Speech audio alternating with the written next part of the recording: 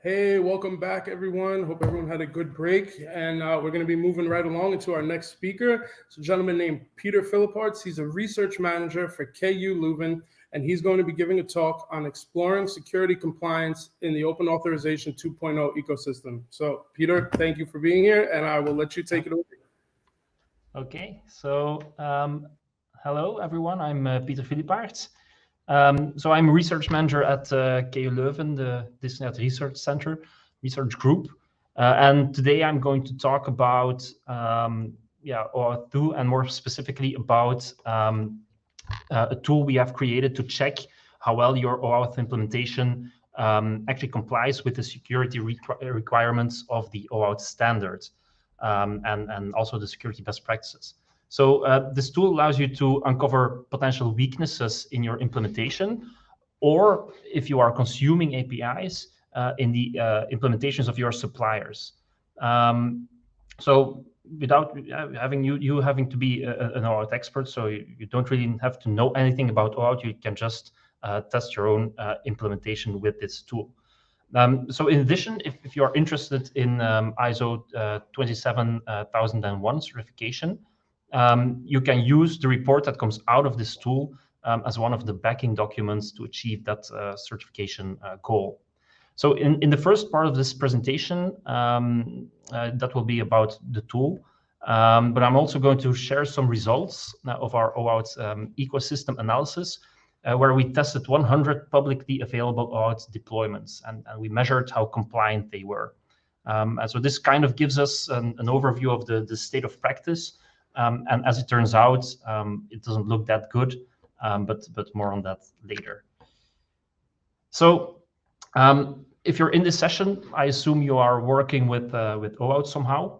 So I'm not going to go into the details of OAuth and talk about how it works, but I am going to quickly sketch how it works, just to introduce some OAuth-specific terms that I will use throughout this presentation. So as you know, OAuth is an authorization protocol.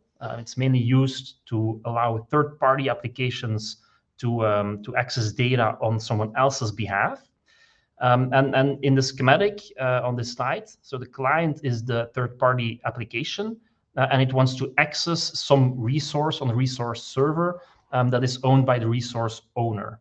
So just to make this example a little bit less abstract, let's take a look at a realistic example. So suppose you have some video editing application that wants to access the user's YouTube videos, for example. So YouTube has an API that can be used, but of course it needs authorization first. So what happens is that the video application will send the user via an HTTP redirect to Google's authorization server, and Google will then ask the user whether they want to give access or not. So if the user successfully completes the authorization request, Google will redirect the user back to the client, which is the video application in our case. And this redirect will typically include something called an authorization code. And this code can actually be exchanged for an access token, and then the client can use this access token to access YouTube's API. So that's in a nutshell how OAuth works. But OAuth can only be used to provide authorization and not authentication. So if you also need some authentication, you will need some kind of other protocol. For example, the OpenID Connect protocol, which is built actually on top of OAuth. And so OpenID Connect is the protocol behind things like login with Google, login with Facebook, and things like that. So why do we still need to talk about the security of OAuth? Because a lot of research has been done to investigate the security of this protocol. And in fact, researchers formally analyzed it in 2016, and they produced a proof that actually proved that the protocol is secure. So the protocol seems to be rock solid, right? Unfortunately, vulnerabilities in OAuth implementations keep popping up. For just 2 weeks ago, for example, someone hijacked Booking.com. So they had an OAuth integration with Facebook, and the attacker was able to hijack accounts. last year, there was also some fuss about single-click account hijacking, and I believe there will be a presentation about this topic later today. But maybe a more well-known example in the past year is the GitHub breach, where an attacker was able to steal GitHub access tokens of multiple OAuth clients, and they were able to access private repositories. And so even though it's unclear how the attackers were able to steal the access tokens, the question remains, could GitHub have done something to mitigate this attack? Maybe the fallout would have been different if they used like short-lived access tokens or sender-constrained tokens, for example. I really like this quote. I found in an article discussing single-click account hijacking, where they basically say that you need to follow the specs to protect against these types of attacks. And so keeping track of the OAuth security best current practices is definitely rock solid advice. And it's true. So if you follow the spec, you're definitely off to a very good start. But let's suppose you have an API and you have decided to use OAuth as the authorization protocol. So that's a great choice. But how do you know whether your implementation is correctly following the OAuth specification? So most people would just use a popular library, and they would expect that the authors of the library implemented the protocol correctly. But however, even if that is the case, which it might not be, you still may have made a mistake configuring the library. Also, if you are more, adventurous, you could implement OAuth yourself. And in this case, you precisely know what's in your implementation, but you run the risk of making mistakes, having bugs, and maybe not implementing certain countermeasures, right? So the question is, do we have something to measure how secure a particular OAuth implementation is? If you look at other security-related standards, we see that such tools actually exist. So for example, on the left here, you see the excellent SSL server test tool, where you just simply enter a host name and it checks the SSL implementation running on that server for all kinds of weaknesses. On the right, you have a similar tool that inspects the HTTP security headers of a website. And both tools are easy to use. They offer clear guidance. And they also have like an easy to understand rating system to indicate how well a particular site is doing. So inspired by these examples, we created a similar freely available and open source tool for the OAuth protocol called OAuth. So you can think of it as some kind of best practices and threats analyzer for OAuth 2 authorization server implementations. And its main goal is to encourage OAuth providers to secure their services by uncovering the relevant threats and pointing out security improvements that could be made in the implementation. So let's talk a little bit about this tool and how it works. So I'll show you at the end of this section what it looks like. But let me first try to give you an idea of how it works and what to expect. So OAuth starts from the original OAuth standard as defined in RFC 6749. And this is a 75 pages long document, and it defines the OAuth framework and introduces 4 OAuth grants, which are basically just different ways to use the protocol. It's a security protocol, of course. So the RFC includes many mandatory, recommended, and optional security measures that are indicated with keywords like must and should and may. And these keywords are called the requirement level. And if you read the specification in this document is actually pretty clear. So in principle, anyone who's reading this document should be able to implement OAuth. The problem, however, is that OAuth is a framework, as you can see in the title of the RFC. And so this means that people can add stuff to it, which then also gets standardized and must be supported as well. In addition, the standard is almost, well, it's actually over a decade old. And so the security requirements in it are actually outdated. So in the end, this is what you end up with. And so unfortunately, this picture is not really a joke, because to implement OAuth, you don't simply have to implement RFC 6749, located in this picture at the bottom in the middle next to the cat. But you also have to implement a whole bunch of other things. So I did a quick page count. And if you only implement the OAuth related RFC standards on this slide, which are the light blue rectangles, you have 774 pages, I believe, of specifications to read and implement. And of course, all of these documents contain additional security requirements that must be implemented as well. So the red squares represent new and upcoming standards, and they support a whole range of new use cases and additional security mechanisms. So you probably you want to implement these as well. Okay, so how does our OAuth tool create test cases from these security requirements? So a security requirement is typically only a short sentence in one of these documents that specifies a clear expected behavior. For example, RFC 6749 contains the requirement that authorization codes must not be used more than once.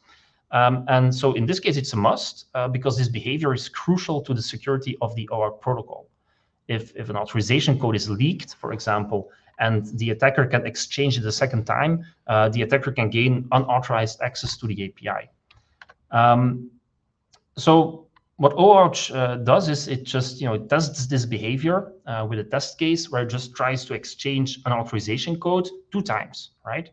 And so if the server disallows the second exchange, OAuth knows that this particular requirement is implemented correctly.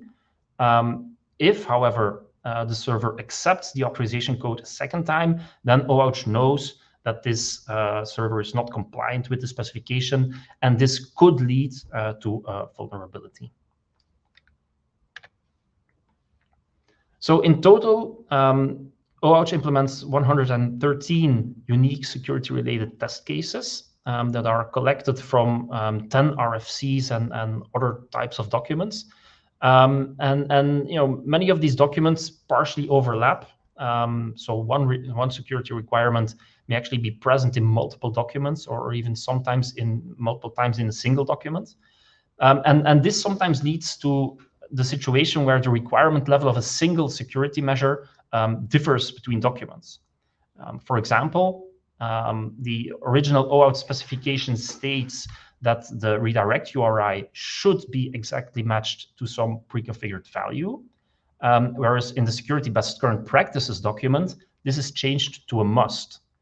And in cases like this, OAuth assigns the strictest requirement level to the test case.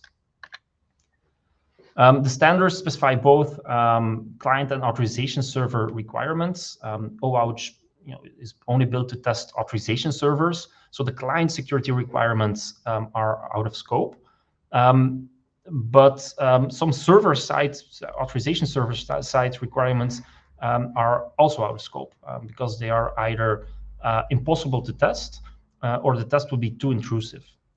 For example, the OAuth security best practices suggest that authorization codes should be stored encrypted in an authorization server's database, but we cannot test this remotely, of course. So we would have to look at the source code and the actual implementation for that. There's also suggestions for DDoS protections, but to test whether these are in place, we would actually have to try to DDoS the authorization server, which is obviously something we're not going to do. Okay, so OAuth tests an OAuth implementation by performing numerous authorization requests, and each time it tries to trigger a specific behavior that is either expected or not allowed by the OAuth protocol. And in essence, it's basically just a malicious client that documents the behavior of the server to spot potential weaknesses in the implementation. But because OAuth works like an ordinary OAuth client, configuring it is actually very similar to configuring just any other OAuth client. You just follow the regular client registration procedure, where the OAuth provider generates a client ID and optionally a client secret, and where other parameters can be set up. And the provider can then just be tested simply by entering these settings in OAuth and running the test cases. During the testing process, OAuth must be able to verify whether an access token is valid or not. And so in theory, the OAuth token introspection protocol could be used for this, because it allows you to query the validity of an access token. But what we have found is that unfortunately this protocol is not implemented by most providers. So OAuth uses an alternative method where we simply call an API, so a very simple API call. The idea is that if the API call succeeds, the access token must be valid. If it doesn't succeed, the access token is invalid. Okay, so let's take a look at the tool. Let's see what it actually looks like. So just as a quick reminder, so this is how OAuth fits into the OAuth architecture. So you just configure it as a client application of the authorization server you want to test. And you also configure the API server, because OAuth needs to be able to test the validity of access tokens. Okay. So you open up OAuth simply by going to oauth.io in your favorite browser. And so as you can see, you can use a social login. But for this demonstration, I'm simply going to create an anonymous session. Okay, so let's continue.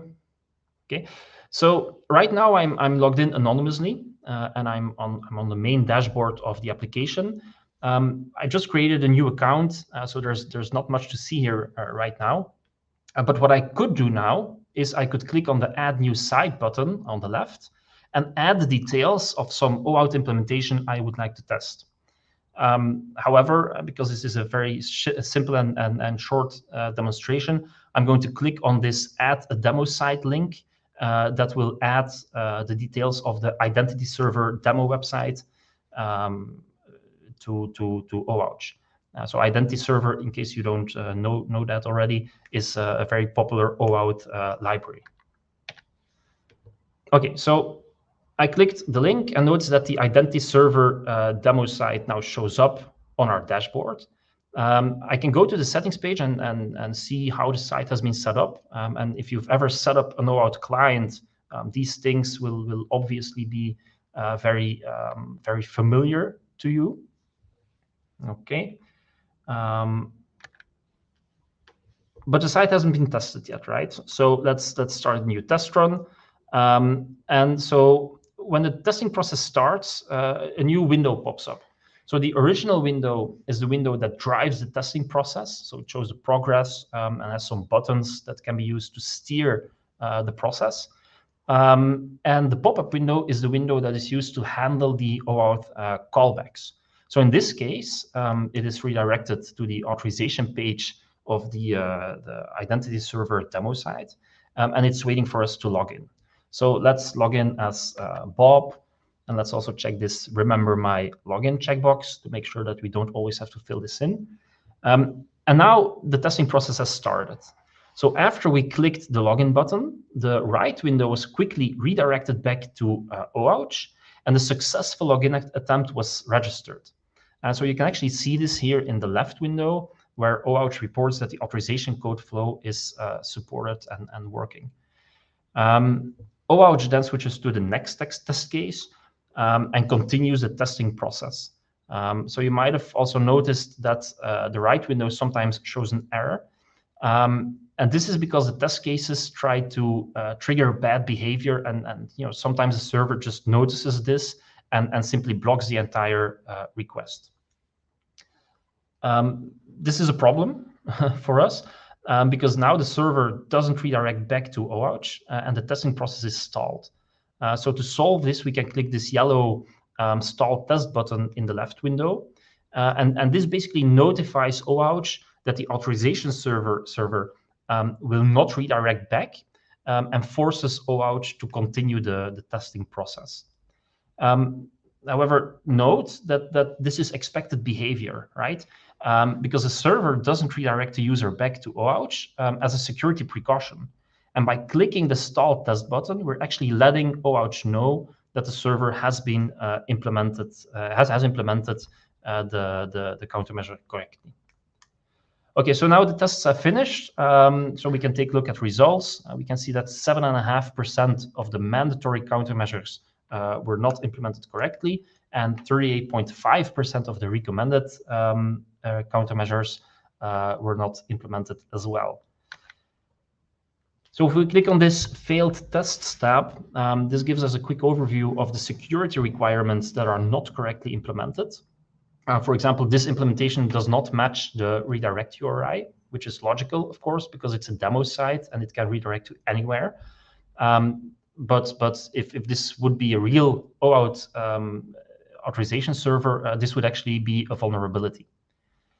So also notice that for each failed test, OAuth mentions the requirement level of the specification and some other information. So you can quickly see which of these tests, these failed tests, are the most important ones. If you want to see the details of why a particular test case failed, you can go to the log, where for each test case you can see the contents of every exchange between OAuth and the authorization server. So every redirect, every HTTP request, HTTP response, etc., everything is there. Okay, so now you've seen the tool in action. You've seen how it works. But what does that mean? So the result of this testing process is basically a complete overview of which countermeasures are enabled on the server.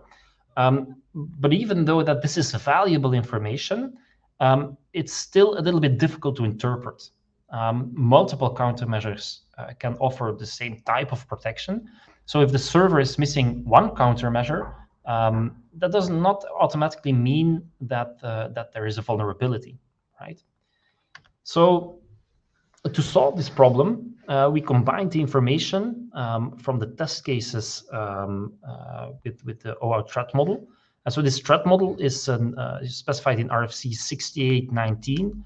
And it's basically just a long list of all possible ways that an attacker can try to break the OAuth protocol. So every threat has a name, a description that explains what can go wrong, and a list of countermeasures that can be used for protection. The example shown here is a very short example, but typically a threat description is much longer and contains an attack scenario that the attacker can use. So the list of countermeasures, so in this case, there are two potential countermeasures. It goes from one countermeasure up to 7. And in most cases, like this case, the countermeasures are complementary to each other, but sometimes they can also be redundant.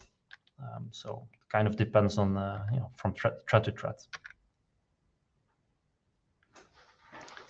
So OAuth uses the information of these test cases to analyze 42 authorization server-side threats, and it marks each threat as either fully, partially, or not mitigated. If all the countermeasures from the list of countermeasures that are associated with a specific threat are implemented, the threat is considered fully mitigated. If none of the countermeasures are implemented, the threat is not mitigated. And if at least one countermeasures of the list is present, but not all of them are, then the threat is partially mitigated. And so this basically means that OAuth can give you clear advice as to which threats are relevant for a website and where the potential vulnerabilities are. and which countermeasures should be implemented to actually mitigate these threats. Okay, so if we go back to OAuth and we click on this threats tab, we get a list of threats, and for each threat, we see the corresponding status. So here we see some threats that are not mitigated, meaning that no countermeasures have been implemented to protect against potential abuse. If we scroll further down the list, we see a threat that has been partially mitigated. And so by clicking on this plus symbol next to the title of the threat, we can get more information about it, and we can see which countermeasures have been implemented and which haven't been implemented. Okay. So I hope you now have a good idea of what the tool looks like, how it works. So for this next part, I want to talk about how we used OAuth to do an analysis of the entire OAuth ecosystem. So what we did is we used our tool to test 100 public OAuth implementations. So 20 implementations were OpenID Connect providers, including the big ones like Facebook, Google, Microsoft. And the other 80 used plain OAuth to authorized API access.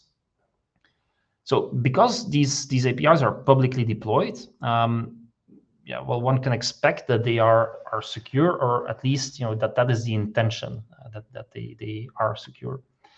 So we tested these sites with OAuth, and we analyzed the results, and this gave us some interesting insights into the current state of practice in the OAuth ecosystem. So sadly, the results are not that great. So if we look at the failure rates of all the test cases, we get an average of 33%. So this basically means that 1 in 3 test cases fails, or in other words, 1 in 3 security requirements from the OAuth standards are not implemented. So if we split this up per requirement level, we get a more interesting breakdown.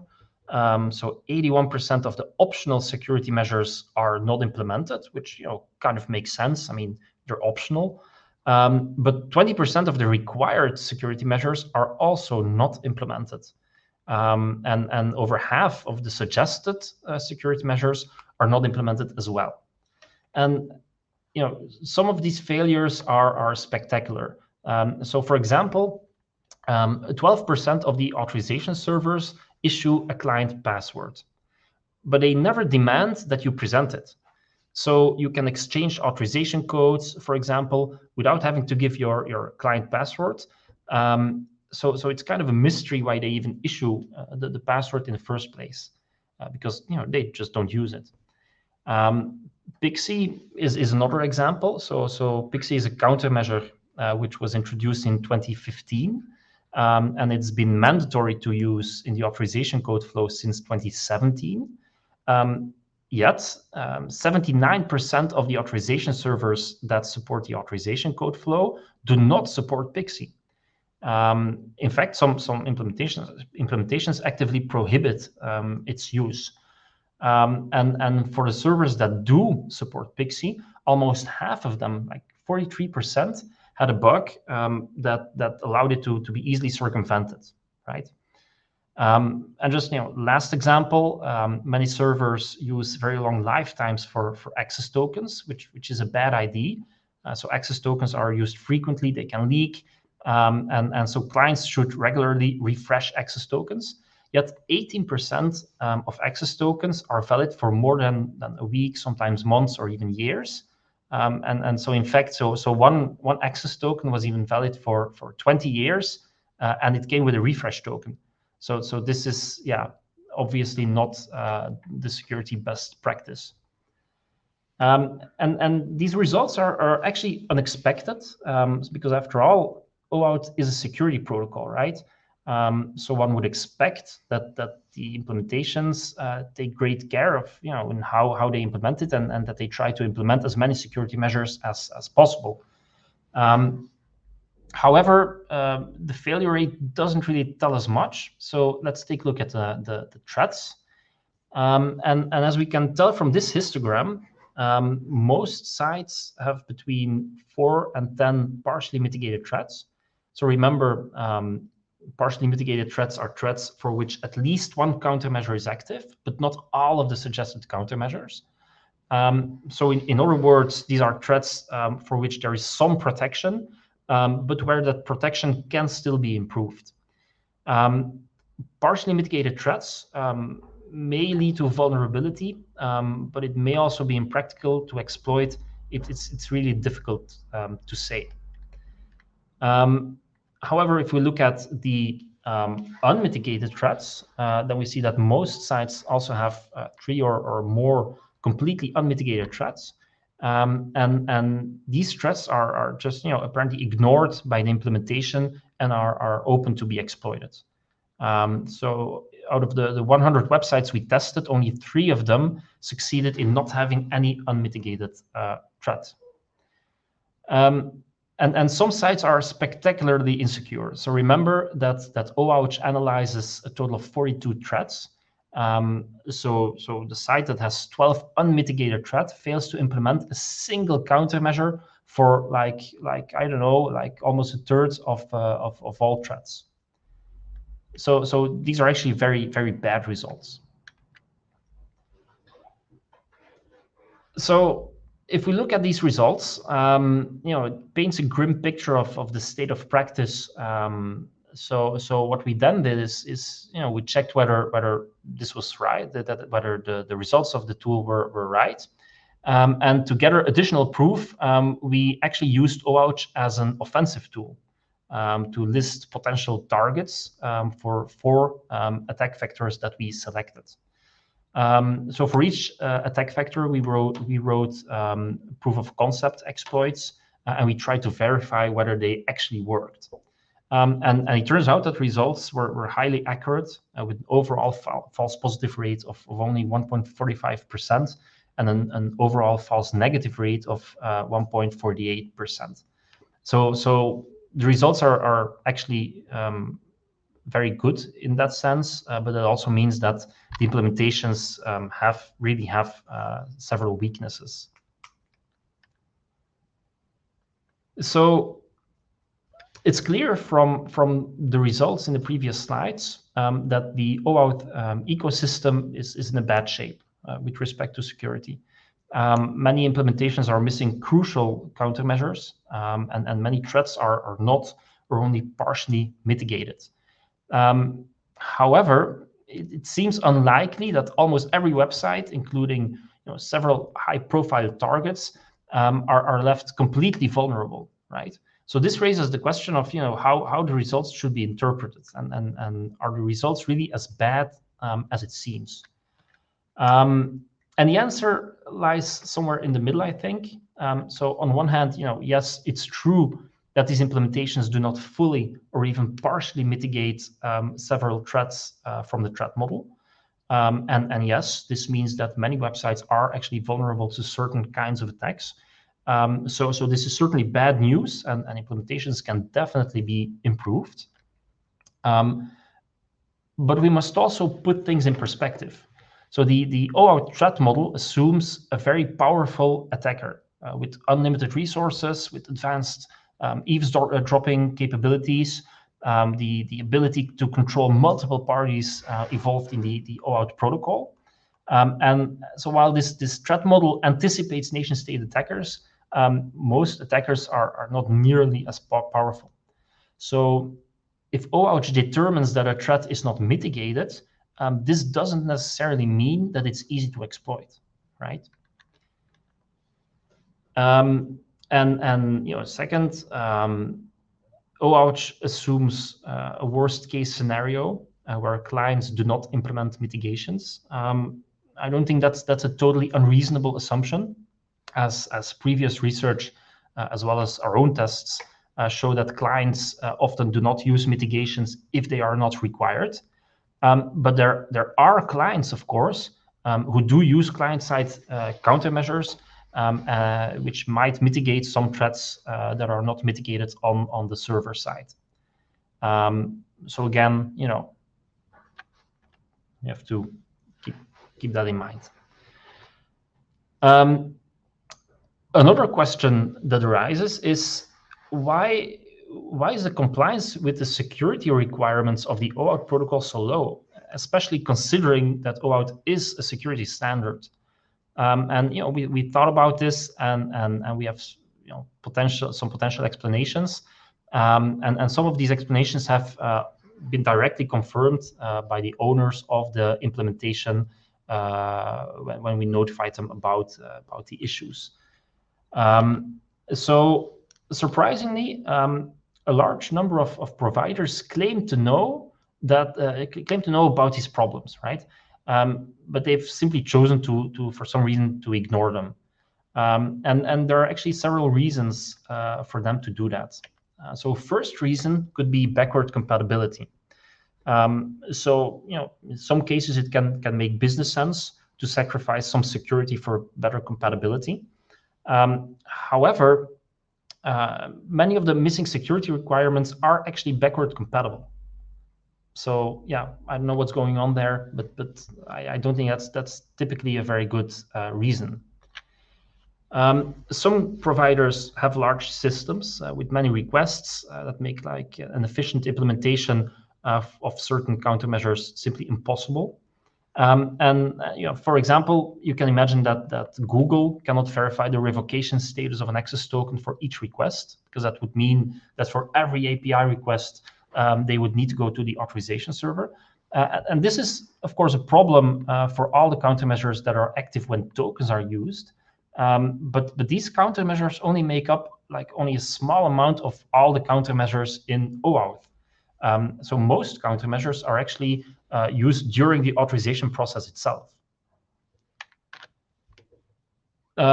Other providers plainly claim that they have other priorities. Their approach seems to be reactive, where they only patch a vulnerability after it's being exploited or after an exploit has been demonstrated. And sometimes they simply shift responsibility to the client side. Why should they implement a countermeasure if the client could probably offer the same protection with a client-side mechanism? However, sometimes the provider doesn't really know about the problems in their system. So they may have perfectly followed the original OAuth standard, but the standard is outdated. And the latest security advice, so that can actually be found in the OAuth best current practices document. That's an internet draft document, not a standard.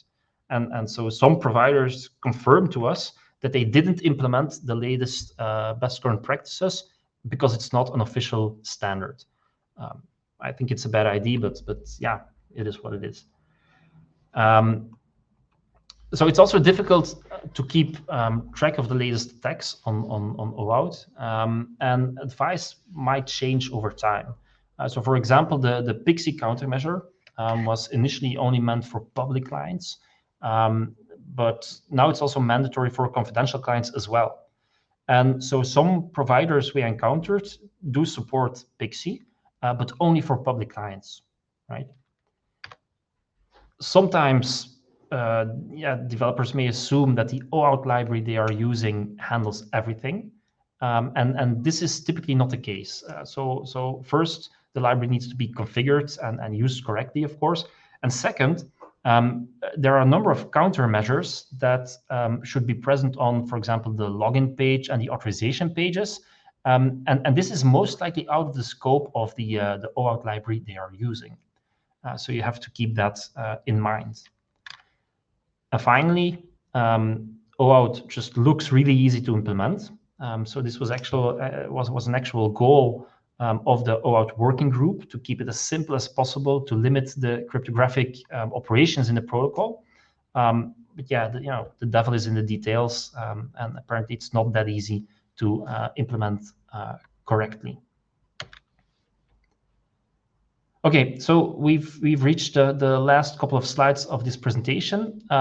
So the question now is, of course, what have we learned, right? So in terms of lessons learned about the OAuth protocol itself, it's difficult to present generally applicable advice. So each site fails its own unique set of tests, and there is not much overlap between them, between the different sets of failed tests. So there is no type of like golden bullet advice that I can give you. Instead, OAuth offers you a detailed and site-specific compliance analysis and uncovers possible threats. It also gives you tailor-made advice that helps the operator to identify which countermeasures should be implemented to mitigate weaknesses. But there are also some lessons learned that you can apply if you are using OAuth in one of your services. First, it is recommended that you don't implement OAuth yourself, but that you use a library instead. That's a no-brainer, I think, for most of you. But one thing you should keep in mind is that libraries are not necessarily safe out of the box. So they must be configured and used correctly. And some security critical parts of the authorization process, like the actual web pages where the user is sent to, may be out of the scope of the library. So after you've implemented something, always verify that it's implemented securely, preferably with an automated tool like OAuth. Also make sure that you keep your code up to date. So we have encountered OAuth implementations where we know they haven't been updated for almost a decade. And I think it's obvious when I say that this is probably a bad idea. And the OAuth protocol is constantly changing, in part to offer support for additional use cases, but also because new attacks pop up. So keeping your code up to date to follow the latest best practices is really, really important. And finally, especially when you are building new OAuth applications, implementations from scratch, and you don't have to worry about backward compatibility, always start from the latest best practices and enforce them. So clients should not have to choose whether to use these countermeasures or not. Client developers, often just use the path of least resistance and not the path of greatest security. So require that they actually use certain countermeasures. Okay, so to conclude, I think there are two major takeaways here. So first, it's great to have a formally verified protocol like OAuth that has been proven to be theoretically secure, but we also need something to test the actual implementations. And obviously, judging from the problems we found, it's not easy to fully implement the OAuth best practices. Second, a lot of sites are missing many of the countermeasures that are considered to be best practice. And many, if not most, of these countermeasures can actually be implemented while retaining backward compatibility. So they often don't appear that hard to implement. It can be as simple as adding the right HTTP header. So there's really no reason not to do it. Okay. Finally, if you would like to try the tool on your own implementation, so feel free to do so. Simply go to oauth.com, add the site details, and you're good to go. We're still actively developing OAuth, so let us know if you came across some problem or if you have some great suggestion. We are actually looking forward to have that kind of feedback. And that's my presentation. So I'd like to thank you for listening, and I'd be happy to answer some questions you might have. Hey, Peter, that was great. Thank you so much for that. So yeah, we do have a couple of questions. The first one here is, since you selected sites from a specific demographic, there may be a selection bias on the implementing software. In that case, it may not be surprising to see the same issues pop up again and again. That said, it seems like a greatly useful tool. Are there plans to expand the supported RFCs? Yeah. So so the first part of the question is correct. So the question is, was there some kind of selection bias? So we try to avoid that bias, of course. And so what we did is we actually took a random set of OAuth implementations from the top 1 million websites. It's not always easy to find, which websites have OAuth support. And there was some bias in the sense that we also focused on top websites. So we wanted to make sure that, especially like Facebook and Microsoft and these websites were in the set. But there are also like websites that no one has ever heard of, right? So whether there is a bias, I don't know. But that's why we took 100 websites to try and make sure that the results we got were generally applicable. So for the second part of the question, yes, there certainly is work going on to expand the list of RFCs. So right now, let me check my list of current RFCs. So right now we support the OAuth framework, the threat model, the JOT profile, PIXI, device grant, mutual TLS, security best practices, and OpenID Connect. Some things that are on our horizon to implement is also the upcoming OAuth 2.1 specification, which is nearly completed. Also Depop, and we're also focusing on the FAPI, the financial grade API specification of OpenID Connect. So these things will probably be added within this and maybe, I don't know, 6 months. Great. That's great. So the next question is, can OAuth test client credentials flow? Yes.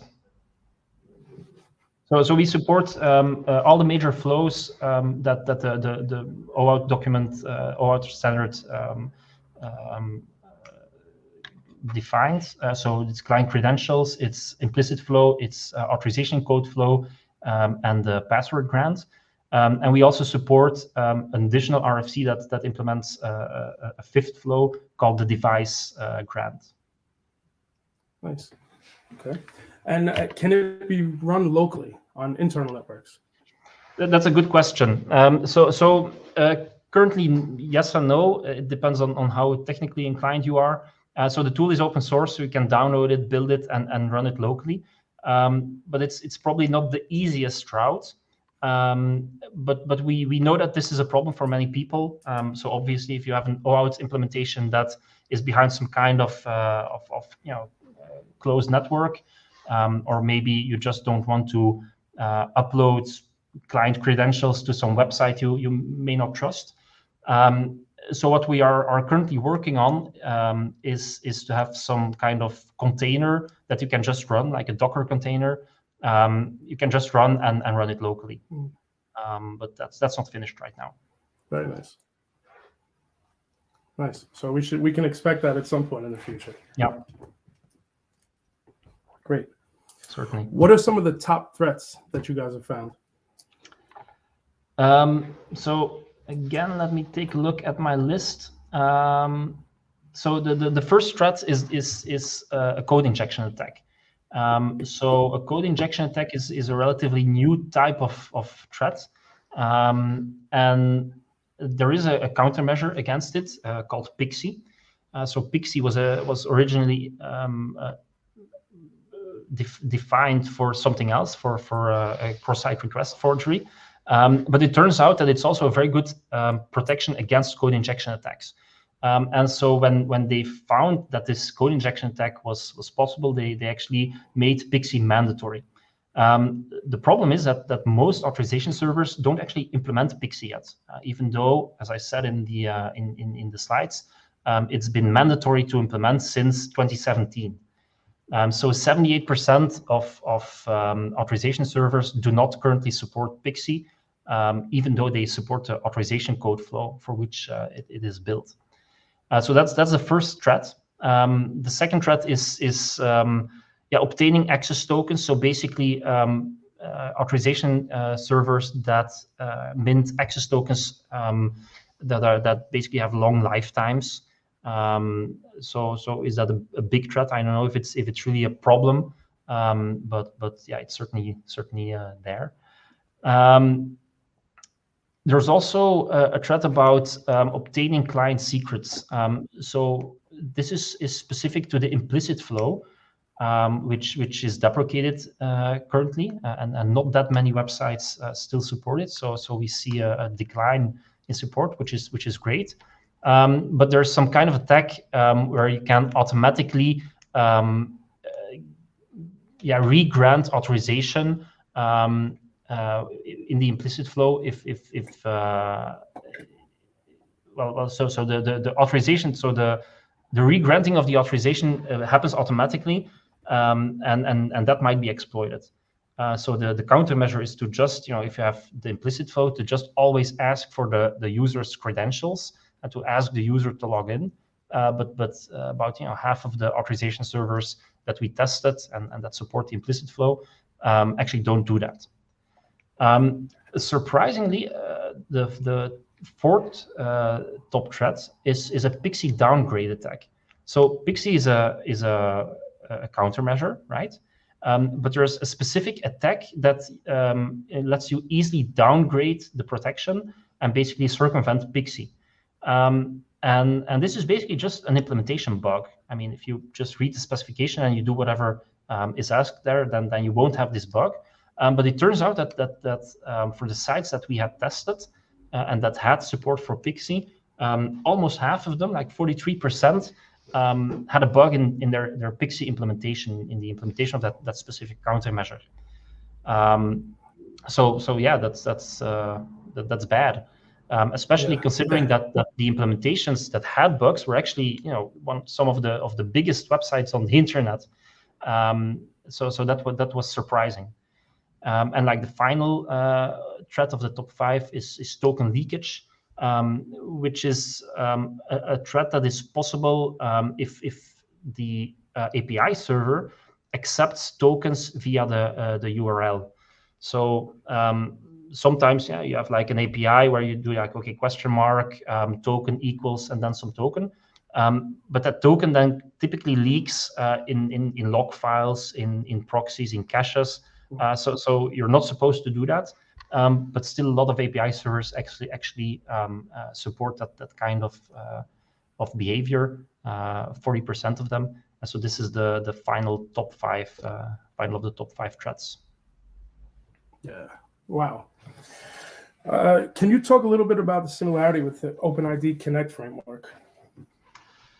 Yeah, so the compliance tests of the OpenID Connect framework, so they basically have a similar tool, similar to what we have built. And it's similar in a technical sense. So it's also a website where you just enter your information, your authorization server information, and then it runs a bunch of test cases.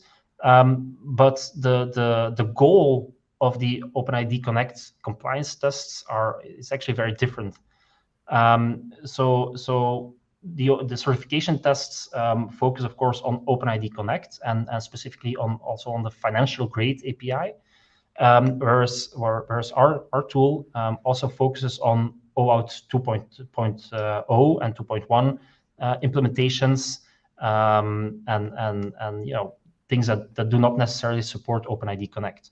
But there's also a difference in the goal. So the certification tests are basically just to check compliance with the OpenID Connect standard. So they contain security and non-security compliance tests, whereas in OAuth we don't care about compliance. We only care about security. So we only look at the security-related requirements. And in addition to just testing for the mandatory and the recommended, we also test for the optional security requirements, which is something that is not included in the OpenID compliance tests. And finally, and I think this is the biggest selling point of OAuth, is that we have this integration with the threat model. And so this is really important because at first, when we generated the reports, there was just like an output of all the tests and which tests had failed.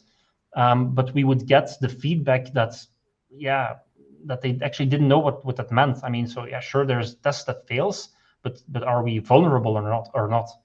And so by combining these results with the threat model, we can actually give very specific advice and say like, okay, for this threat, you're probably vulnerable, but if you implement this and this and this countermeasure, then it's fully mitigated. And so we think that's actually a very valuable addition compared to the OpenID certification tests. Yeah, absolutely. Wow, it's great. It's very interesting, man. You have a really great product going on. So let me ask you, I know you started out as a web designer way back. You worked as a web designer. And what made you want to go into security from there?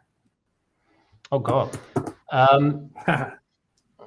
Well, so if you really want the story, so the reason I got into security is because I'm a .NET developer. And so when .NET 1 came out, it didn't have support for SSL connections. So I think you could only make like SSL and TLS HTTP requests, but no other protocol was supported. And I actually built an implementation for .NET 1 of TLS 1 and SSL 3. So TLS 1.1 didn't exist back then. And that's basically how I got started in security. It was an amazing journey to actually implement these protocols, which are far from trivial. And it was so much fun. And that's how I got interested into in security, basically. Wow, that's great. Yeah, that's really great.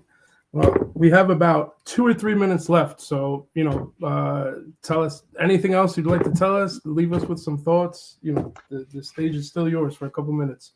Okay, well, so one thing I guess I can already tell you is that we are actually doing our analysis of the OAuth ecosystem again.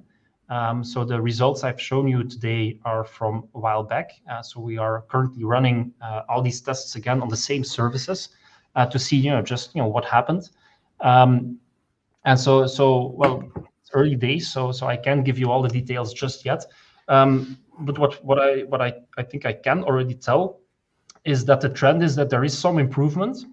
So sites are actually being better protected against certain threats. But it's actually very small. So we see that the same threats are typically still unsolved today on many of these websites.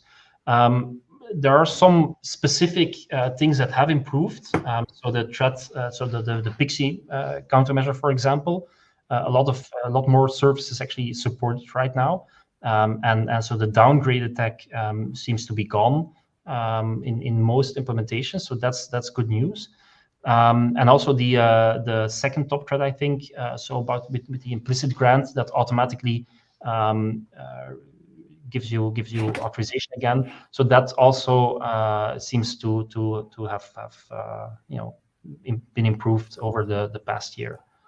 I'd be curious once you have further research what the newer numbers are. So I know you said the PXE downgrade was about 42-43% of the ones you had checked on. Yeah, but so I'm curious with the new data.